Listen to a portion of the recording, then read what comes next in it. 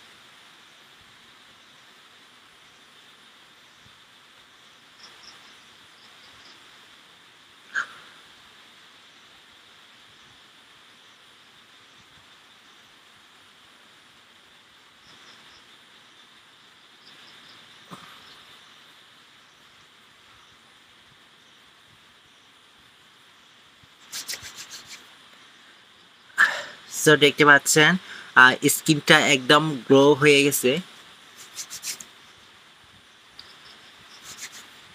আসলে মুখের মধ্যে মাসাজ করতে গেলে আপনার বডি, আপনার পুরো বডি বা স্কিনে যদি মাসাজ করতে যান, একা একা মাসাজ করলে কিন্তু কষ্ট হয়।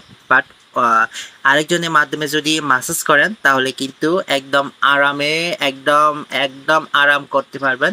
আপনি আরামে শুয়ে থাকবেন আর আরেকজন হচ্ছে মাসাজ করে দিচ্ছে, একটু রিল্যাক্স, একদম রিল্যাক্সে আপনি থাকতে পারবেন। হ্যাঁ, দেখতে পাচ্ছেন। আর শরীরটা আপনি যদি বডি ম্যাসাজ করতে চান কিন্তু একা একা কখনো পারবেন না, কারণ একা নিজের শরীর কিন্তু নিজে ম্যাসাজ করা যায় না, কষ্ট হয়। বাট স্কিনেও কিন্তু স্কিনে করা যায়, আপনি নিজের মুখের মুখে কিন্তু আপনি নিজে ম্যাসাজ করতে পারবেন, বাট কষ্ট হয়। বাট এরকম করে বাট আমি আমি শুয়ে থাকতেছি, আরেকজনে আমাকে এভাবে ম্যাসাজ করে দিচ্ছে, একটু একটু আরামে আরামে ম্যাসাজ করতে পারতেছি। আমার ভিডিওটা অনেক লম্বা হয়ে গেছে, দেখতে পাচ্ছেন। আহ, একদম গ্লো হয়ে গেছে। এরকম করে ম্যাসাজ করবেন আপনি, অন্তত সপ্তাহে একবার করে হলে এরকম করে ম্যাসাজ করবেন।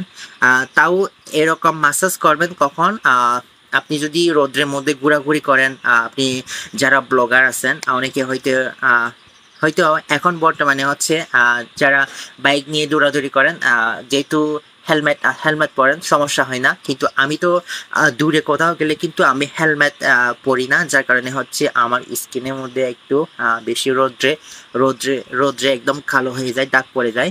আর শহরের অঞ্চলে গেলে কিন্তু ধুলাবালি বেশি, যার কারণে হচ্ছে এরকম মাঝে মধ্যে ম্যাসাজ করতে হয়।